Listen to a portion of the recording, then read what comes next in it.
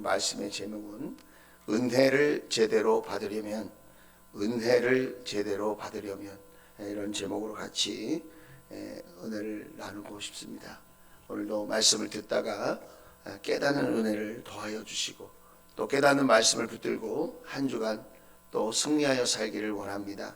특별히 이제 목요일부터 있는 우리 부흥성에 저와 여러분이 제대로 은혜를 받는 그런 복이 넘치는 그런 부흥 집회가 될 수 있기를 주의 이름으로 축복합니다.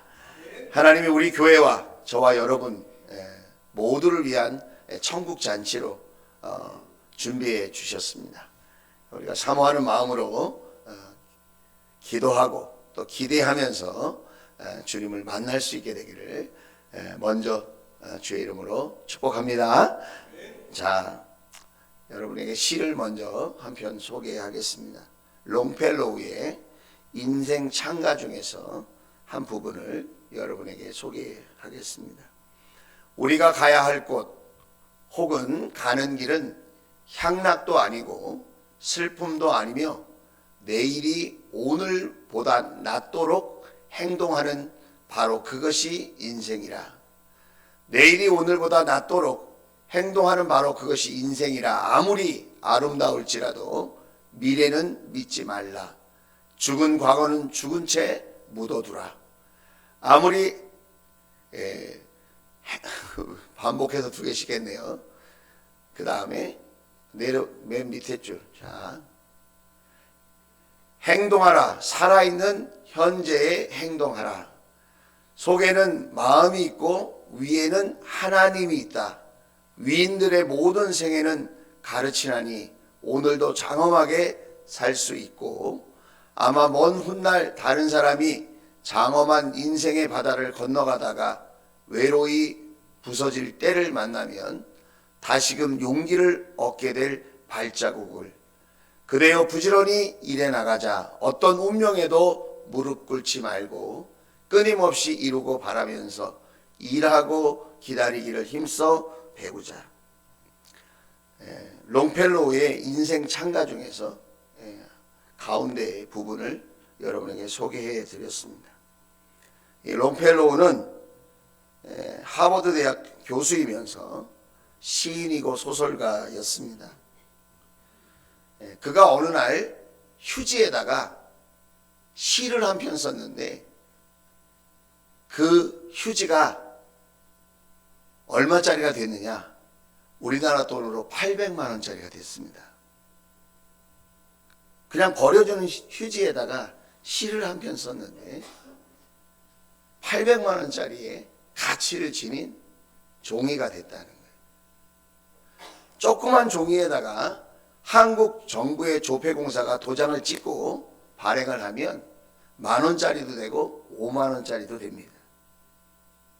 우리 인생에도 하나님의 은혜가 새겨지면 우리의 인생은 놀랍게 변하게 되는 것입니다. 어느 목사님이 집에 신방을 갔습니다. 신방을 가서 이렇게 둘러보니까 집이 아담하고 괜찮은 거예요. 그래서 이제 마음의 문을 열고 함께 대화를 하기를 원하는 마음으로 칭찬을 하는데 집이 참 구조도 좋고 잘 지어진 것 같습니다. 그랬더니 그 여집사님이 하는 말이, 목사님, 우리 남편이 꽤 성실합니다. 열심히 일을 해서 노력을 많이 했습니다. 그렇게 얘기하는 거예요. 그러냐고. 그리고 또 보니까 상장이 많이 있는 거예요. 이 집 아들이 공부를 잘하는 모양이라고. 그랬더니 또 이 여집사님이 뭐라고 그러냐면, 우리 아들이 부모의 두뇌를 닮아서 공부를 잘하는 것 같다고. 특별히 우리 남편 집안에는 이렇게 똑똑한 사람이 많다고 또 그러는 거예요. 그래서 이번에는 목사님이 한 번 더 칭찬을 했어요. 집사님 모습을 보니까 피부도 곱고 참 예쁜 것 같다고. 그랬더니 또 저희 어머니가 원래 미인이신데 그 어머니의 그 아름다움을 제가 물려받은 것 같다고 또 그렇게 얘기를 하는 거예요. 그리고 잠시 있으니까 예배를 마치고 다가를 내왔어요. 식사와 더불어서. 보통 같으면 기도하고 빨리 먹어야 될 거 아니겠어요? 근데 목사님이 식사를 안 하는 거예요. 가만히 있는 거예요. 다과를 보고. 그러니까 같이 신방원 집사님들도 식사를 못하고 가만히 쳐다보고 있는 거예요. 그 분위기가 조금 숙연해진 다음에 목사님이 이렇게 얘기했대요. 집사님, 목사는 다과를 먹고 사는 게 아니라 은혜를 먹고 삽니다. 그 집사님이 눈치를 챈 것 같아요. 목사님이 이렇게 얘기합니다. 제가 다시 질문을 할 테니까 집사님이 다시 한번 대답을 해보시라고. 아우, 집이 참 구조도 그렇고 잘 지은 것 같은데, 그랬더니 그 말이 끝나기도 전에 이 여집사님이 하나님의 은혜입니다. 이 아들이 참 공부도 잘하고 똑똑한 것 같은데, 그랬더니 또 이번에 여집사님이 하나님의 은혜죠.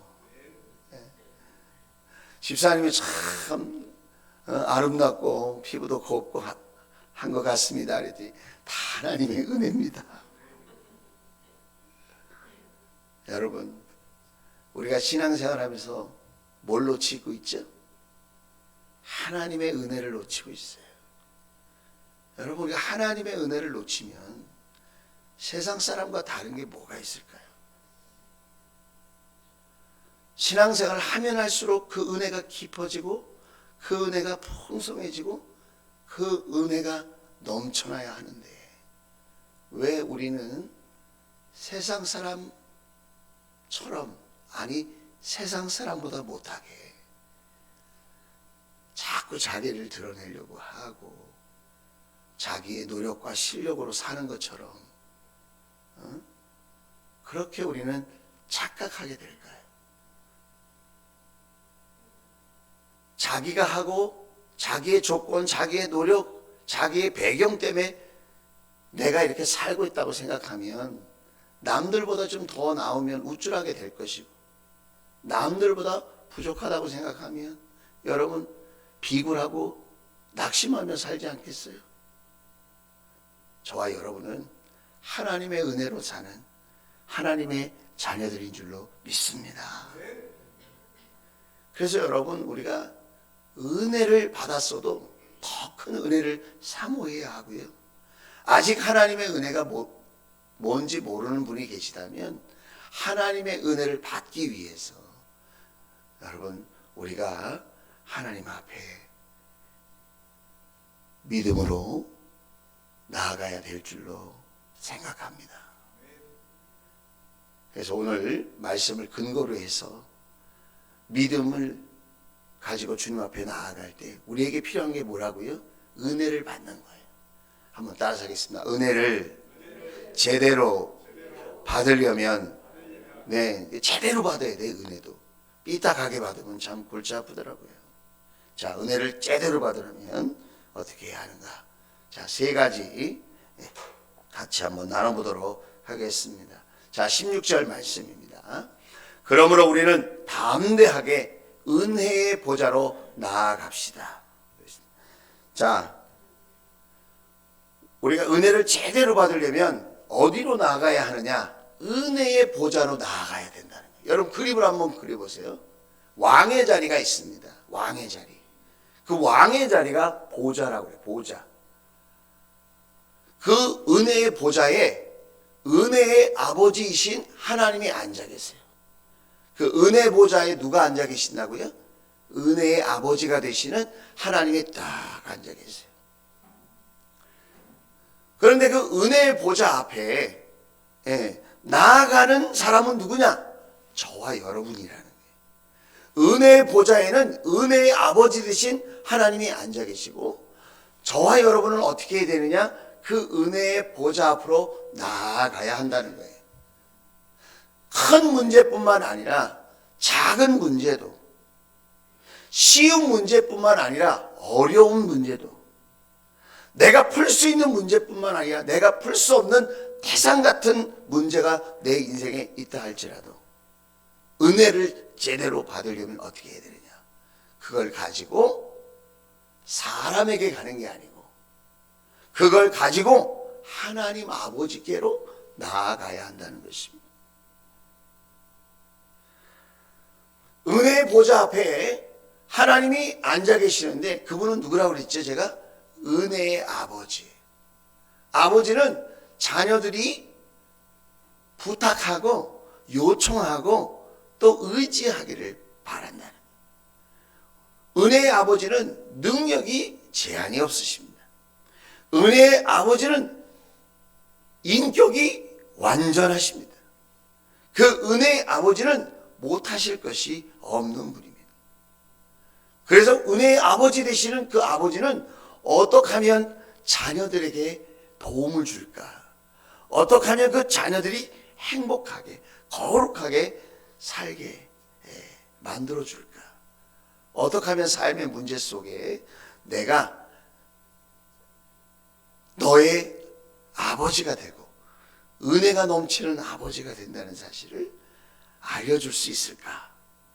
우리 하나님의 마음은 그런 마음이에요. 그런데 그 은혜의 아버지가 아무리 은혜의 보좌에서 그렇게 준비하고 계셔도 우리에게 필요한 것이 뭐죠? 그 은혜의 아버지께 찾아가는 겁니다. 그 은혜의 아버지께 부탁하는 겁니다. 요청하는 겁니다. 그 은혜의 아버지께 나의 사정을 아뢰는 겁니다. 도와주시는 것은 하나님이 하실 것이요. 요청하고 부탁하는 일은 저와 여러분이 해야 될 우리의 몫이 되는 줄로 믿습니다. 그래서 여러분, 은혜를 제대로 받으려면 우리에게 필요한 신앙의 자세가 있어요. 그게 뭡니까? 기대하고 사모하는 마음으로 은혜의 보좌에 앉아 계신 그 하나님께 내가 찾아가는 겁니다. 어떻게 찾아갑니까? 예수의 이름으로 기도하는 것입니다. 예수의 이름으로 예배하는 것입니다. 여러분, 기도가 은혜를 제대로 받게 하는 첫 번째 비결이라는 사실을 여러분 잊지 않게 되기를 주의 이름으로 축복합니다. 우리는 기도하는 일이 시간을 허비하고 나에게 아무런 유익이 없다고 착각할 때가 있는 것 같아요. 당장 내가 기도한다고 무슨 문제가 해결되는가? 내가 차라리 기도할 시간에 잠을 더 자고 열심히 일을 하는 것이, 열심히 공부하는 것이 더 낫지 않겠는가? 여러분, 이것은 사단의 유혹이에요. 그것은 내 육신의 소리예요. 성경은 우리에게 계속해서 말하고 있습니다. 뭘 말하고 있죠? 기도가 살 길이다. 성경에 그 어떤 사람도 하나님 앞에 기도하지 않고 문제를 해결하거나 기도하지 않고 하나님 앞에 쓰임받거나 기도하지 않고 하나님께 영광을 돌린 사람은 아무도 없다는 거예요. 기도하지 않고 살아가는 그 하루가 쌓여서 우리가 하나님과 멀어지고 오히려 사단에게 조종받는 그런 로봇 같은 인생들이 되어진다면 그것은 은혜의 아버지 대신 우리 하나님이 결코 원하시는 것이 아니라는 거예요. 나아갑시다 라고 하는 이 말은 얼굴과 얼굴을 마주 볼 수 있을 정도로 가까이 나아가는 말입니다. 서로의 숨소리가 들릴 정도로 가까이 나아가라는 말입니다. 나아갑시다라는 이 말은 친밀한 교제를 나누라는 말입니다. 오늘 우리 기도의 목적은 나의 필요를 하나님께로부터 받아내는 것 그 이상이라는 거예요. 그건 뭐예요? 하나님과 친밀한 교제를 나누는 거예요. 하나님, 내 사정은 이러이러합니다. 하나님 아버지께 맡겨드립니다. 그리고 기대합니다. 하나님의 뜻대로 하나님이 원하시는 시간, 원하시는 방법에 살아가는 자녀를 아버지께서 하시니까 가장 좋은 길로 인도해 주십시오. 저는 그저 하나님이 이끌어 주시는 대로 따라가겠습니다. 내 마음을 하나님께 내어놓는 거예요. 그러면 하나님께서 우리의 그 기도를 들으시고 우리의 모든 상황 속에서 가장 은혜가 넘치고 가장 사랑이 넘치는 축복된 길로 저와 여러분을 인도해 주실 줄로 믿습니다. 오늘 16절에 이렇게 이야기합니다. 자, 우리는 담대하게 은혜의 보좌로 나아갑니다. 그리하여 우리가 자비함을 받고 은혜를 입어서 은혜의 보좌를 나아가면 어떤 사람도 신분의 지식의 재산의 유무를 떠나서 건강의 유무를 떠나서 어떤 사람이든지 은혜의 보좌에 나아가 하나님 앞에 기도하면 자비하심을 받고 은혜를 입어서 제때 주시는 그랬어요. 언제 주신다고요? 제때 주시는 그 때에 딱 알맞는 그 사람에게 딱 알맞는 그 때에 도움을 얻게 하실 줄로 믿습니다. 네, 기도하면 여러분 맡기시고 기도하면 기다리시고 기도하면 제때에 언제나 하나님의 옳습니다. 언제나 하나님의 타이밍이 내가 생각하는 그때보다 더 좋은 때입니다. 지금 이해가 되지 않고 지금은 도저히 내가 해석할 수 없는 그런 상황이지만 우리 하나님께서는 제때에 도움을 베풀어 주실 줄로 믿습니다. 두 번째로 여러분 은혜를 제대로 받으려면 말씀의 이끌림을 받아봐야 돼요. 한번 따라서 합시다. 말씀의 이끌림을 받아봅시다. 자, 사도 바울이 사도행전 20장에 이렇게 이야기합니다. 32절 같이 읽겠습니다. 시작. 나는 이제 하나님과 그의 은혜로운 말씀에 여러분을 맡깁니다. 하나님의 말씀은 여러분을 튼튼히 세울 수 있고 거룩하게 된 모든 사람들 가운데서 여러분으로 하여금 유업을 차지하게 할 수 있습니다. 그랬습니다. 사도 바울이 밀레도에 있는 교회 지도자들, 장로들과 또 많은 일꾼들에게 한 말입니다. 자, 여러분을 누구에게 맡긴다고요? 하나님과 그의 은혜로운 말씀에 여러분을 맡깁니다. 하나님의 말씀이 선포될 때에 성령님이 역사하십니다.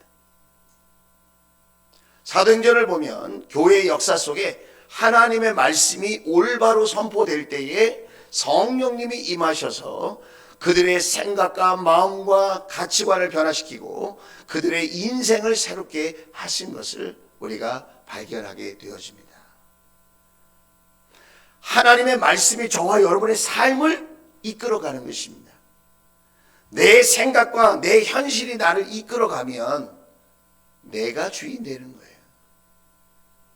오늘 하나님의 말씀이 나를 이끌어갈 수 있도록 내가 말씀을 듣고 말씀을 암송하고 말씀을 배우고 말씀을 기록하고 말씀을 가슴에 담는 거죠. 그걸 말씀의 동화라고 합니다. 말씀에 내 마음이 동화되는 거예요. 동화.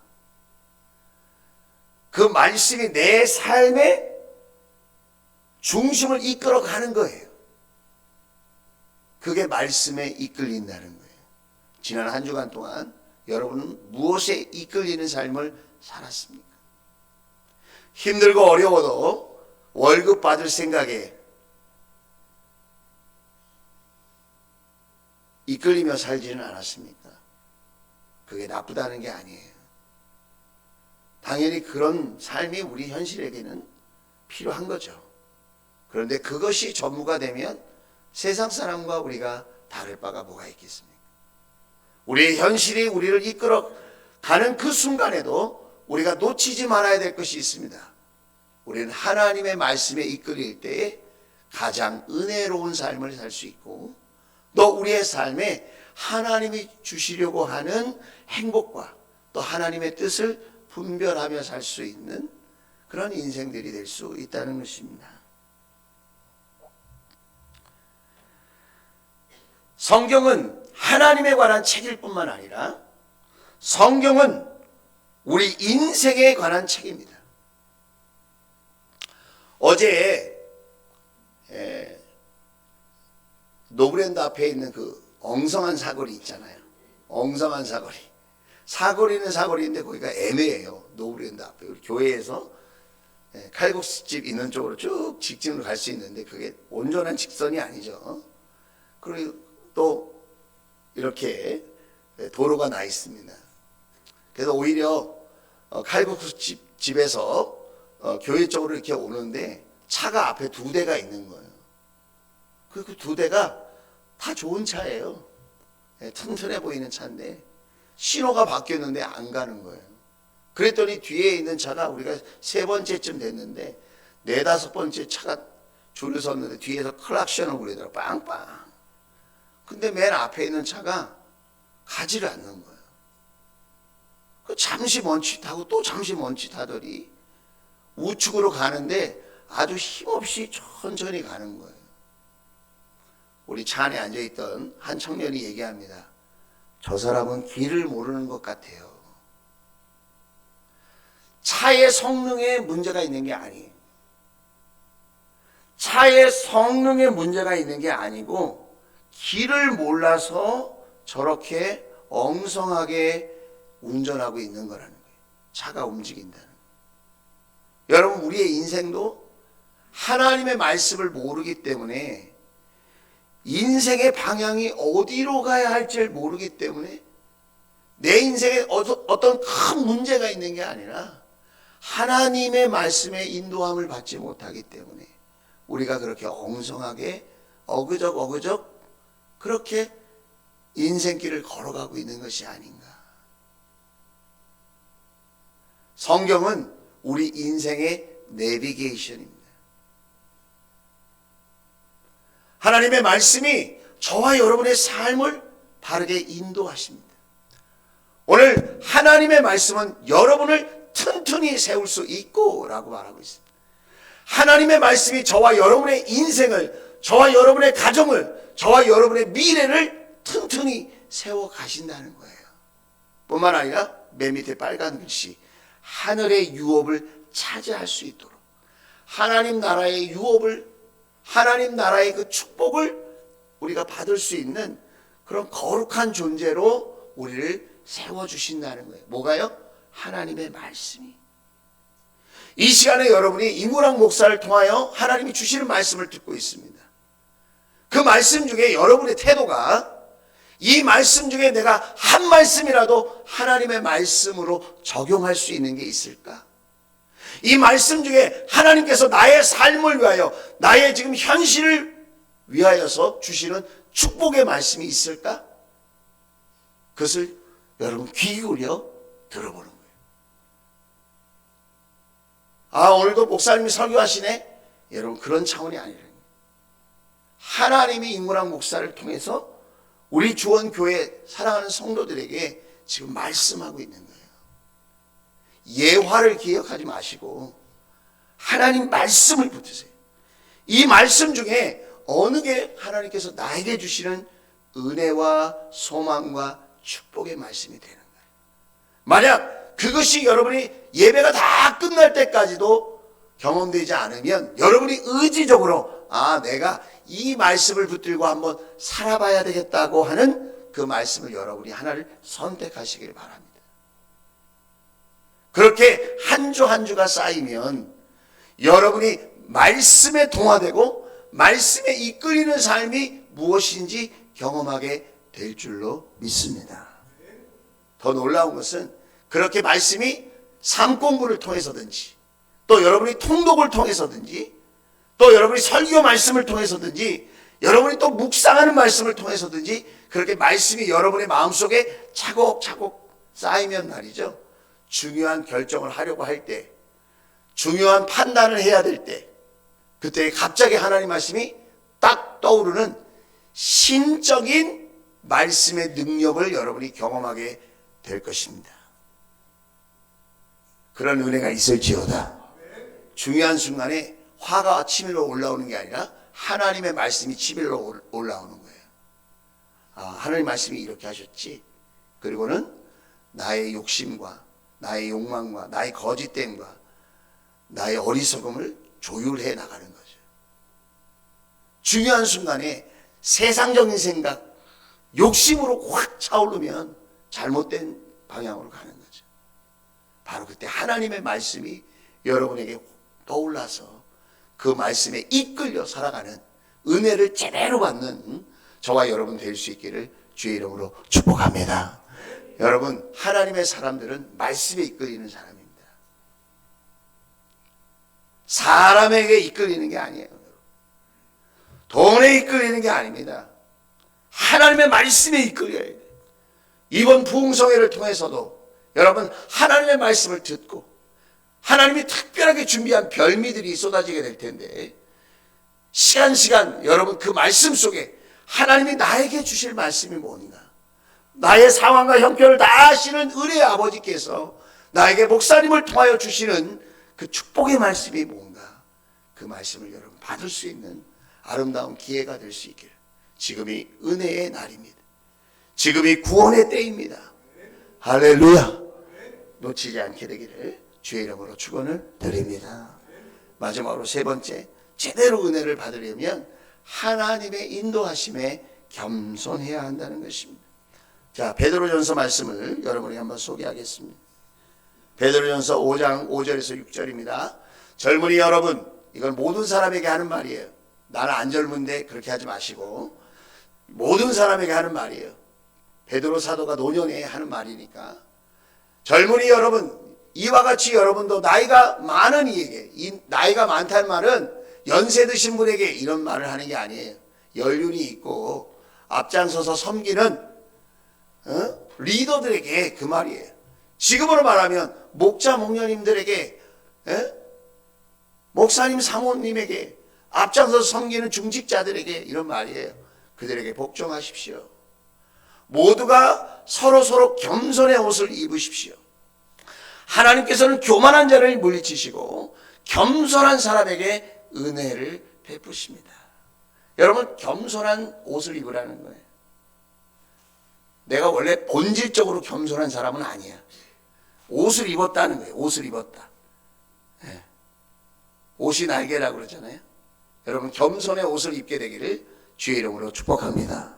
난 원래 성격이 안 겸손해. 나는 그래도 겸손의 옷을 입으라 이거예요.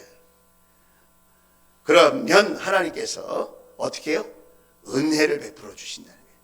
내가 겸손의 옷을 입으려고, 내가 오늘도 입을 수 있어. 여러 가지 옷을. 자만의 옷, 교만의 옷, 자기 자랑의 옷, 자기 확신의 옷, 뭐 여러 가지 옷을 자기 노력의 옷을 입을 수 있는데, 무슨 옷을 입으라고요? 겸손의 옷을 입어라. 그 겸손의 옷을 입고 섬기려고 하면 하나님께서 그 겸손한 사람에게 뭘 베푸신다고요? 은혜를 베풀어 주시는 줄로 믿습니다. 은혜를 제대로 받으려면 겸손해야 합니다. 겸손한 사람의 특징이 뭐냐면 하나님 앞에 순종한다는 거예요. 겸손한 사람의 특징은 순종하고 복종할 줄 안다는 거예요. 내가 하나님을 잘 믿는데도 나의 삶에 고난과 시험이 찾아오는 이유, 그것은 나를 겸손한 사람 만들려고 하는 거예요.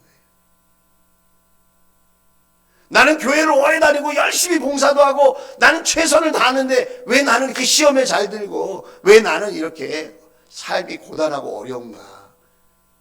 하나님이 저와 여러분을 겸손의 옷을 입으라고 지금 초대하고 계신 거예요. 아유, 하나님, 저는 그런 고난 안 받아도 겸손할 수 있어요. 그걸 착각 중에 대단한 착각이라고 말씀드리고 싶습니다.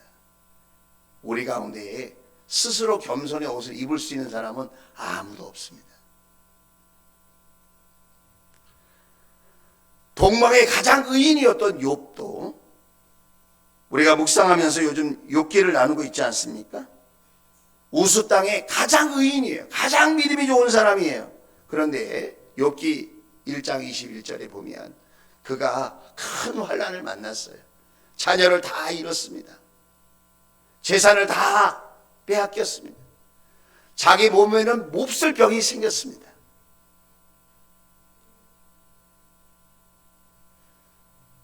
근데 그 욥이 그때 뭐라고 고백하냐면 이렇게 고백해요. 모태에서 빈손으로 태어났으니 죽을 때도 빈손으로 돌아갈 것입니다. 주신 분도 주님이시요 가져가시는 분도 주님이시니 주님의 이름을 찬양할 뿐입니다. 나는 모든 순간에 하나님을 찬양하겠습니다. 여러분 어떻게 이런 고백이 나올 수 있죠? 평상시에 욥의 중심에는 하나님 앞에 겸손한 마음이 있었다는 거예요. 모든 게 하나님께로부터 온 것이다. 나의 매일매일의 삶이 내가 잘나서 똑똑해서 내가 열심히 있어서 사는 게 아니고 이것이 하나님의 은혜다. 모든 것이 하나님께로부터 온 것입니다. 이게 겸손한 사람의 자세거든요. 그랬기 때문에 고난의 때, 시험의 때 원망과 불평을 하고 저주를 하고도 다함이 없을 그때에 오히려 그는 주님의 이름을 찬양하는 사람이 되었다는 것입니다. 여러분 우리는 요셉을 잘 알죠. 요셉은 참 억울하게 형들에 의해서 노예 상인에게 팔려가서 어렸을 때부터 고생을 많이 했습니다. 나중에 요셉이 어떻게 되죠? 우리가 다 알죠. 애굽의 총리가 됐습니다. 큰 가뭄이 들어서 그 형제들이 곡식을 구걸하러 왔습니다. 그리고 그렇게 몇 번 왔다 갔다 하다가 이제 알게 된 거죠. 애굽의 총리가 자기가 어렸을 때 자신들이 총리라는 걸 알게 된 거예요. 요셉이라는 걸 알게 된 거예요. 여러분 큰일 나지 않았습니까? 이제 복수하면 우리는 끝이다. 그런데 창세기 45장 5절에 요셉이 이렇게 얘기합니다. 이제는 걱정하지 마십시오. 자책하지도 마십시오. 여러분 겸손한 사람, 겸손한 믿음의 사람의 특권이 뭐냐? 용서해 주는 거예요. 용서. 하나님의 은혜를 더 크게 받은 사람의 특권이 뭐냐? 용서해 주는 거예요. 용서. 오늘 뭐라 그러죠? 형님들이 나를 이곳에 팔아 넘기긴 하였습니다마는 그 사실은 변함없다 이거예요. 당신들이 나를 노예 상인에게 팔아 넘긴 것 그건 사실이다. 그렇게 얘기하는 거예요. 그런데 그 다음 말이 뭐죠? 그것은 하나님이 사람이 한 게 아니고 형들이 한 게 아니라 그것은 하나님이 형들보다 앞서서 나를 여기에 보내셔서 우리 모두의 목숨을 살려주시려고 그렇게 하신 것입니다. 하나님의 더 큰 뜻이 있었다 이 말이에요. 8절에 뭐라고 그러죠? 8절에 자 그러므로 실제로 나를 이리로 보낸 것은 형님들이 아니라 여러분 뭘 느낍니까? 우리 앞에 펼쳐지는 모든 일이 너와 나의 문제만이 아니다 이거예요.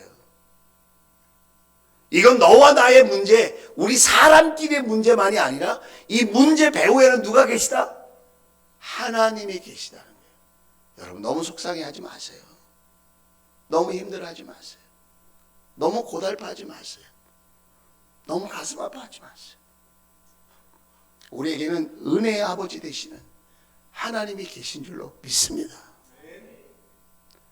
하나님이 나를 이리로 보내셨다 이거예요.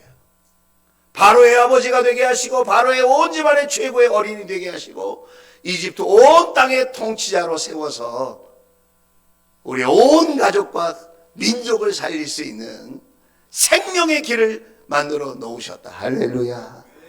하나님이 하실 줄로 믿습니다. 사람이 하는 게 아니에요. 나는 그저 순종할 뿐이고 나는 겸손의 옷을 입고 하나님이 원하시는 길로 순종해서 한 걸음 한 걸음 나아갈 뿐이고 나머지는 다 하나님이 하실 줄로 믿습니다. 믿음을 한번 선포합시다. 하나님이 하십니다. 다시 한번 하나님이 하실 것입니다. 할렐루야.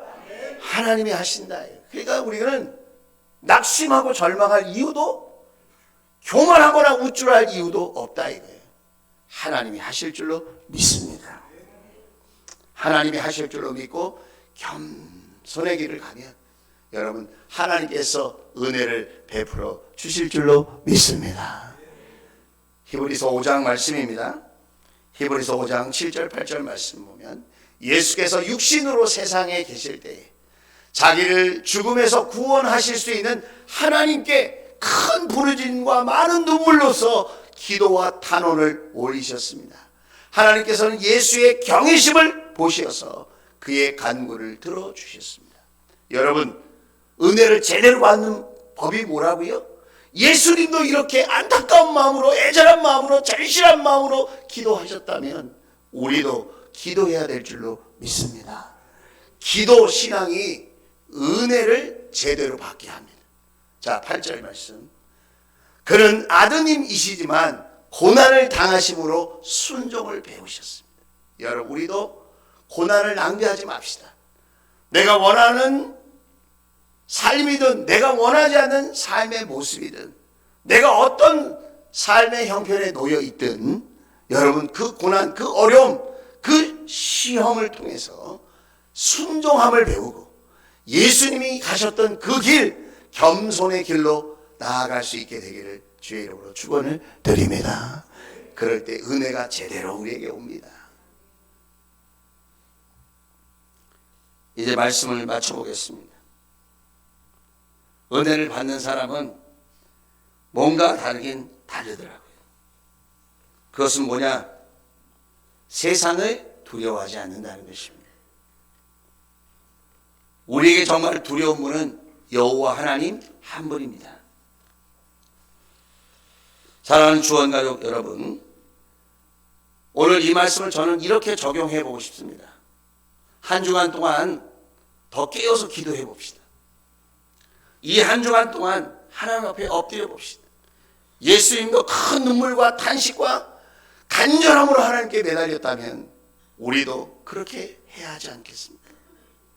다시 한번 새벽을 깨워보고 다시 한번 기도의 자리를 지켜봅시다. 뿐만 아니라 여러분 하나님 말씀에 붙들리는 경험을 한번 해봅시다. 내 생각이, 내 현실이 나를 이끌어가는 게 아니라 하나님의 말씀이 나를 이끌어갈 수 있도록 하나님 나에게 말씀을 주세요. 나에게 필요한 말씀이 무엇인지 제가 그 말씀을 붙들게 하시고 그 말씀이 제 삶을 풀어가는 것을 경험하게 해주십시오. 그리고 마지막으로 끝까지 겸손하게 도와주십시오. 겸손함으로 주님을 구하게 도와주십시오. 마치 처음 은혜를 받기를 사모하는 사람처럼, 마치 처음 성령님을 사모하는 마음으로 주님 앞에 나아가는 심정, 내가 아무것도 모르고 처음 은혜를 받기를 사모하는 사람처럼 그렇게 겸손함으로 하나님 앞에 나아가는 그런 한 주간, 특별히 우리 부흥 집회가 그렇게 조심으로 하나님을 은혜를 구하는 그런 멋진 천국 잔치가 되게 해주십시오. 우리 하나님께서 저와 여러분을 기억하시고 은혜를 제대로 받게 하실 줄로 믿습니다. 그런 은혜의 주인공 될지어다. 기도합시다.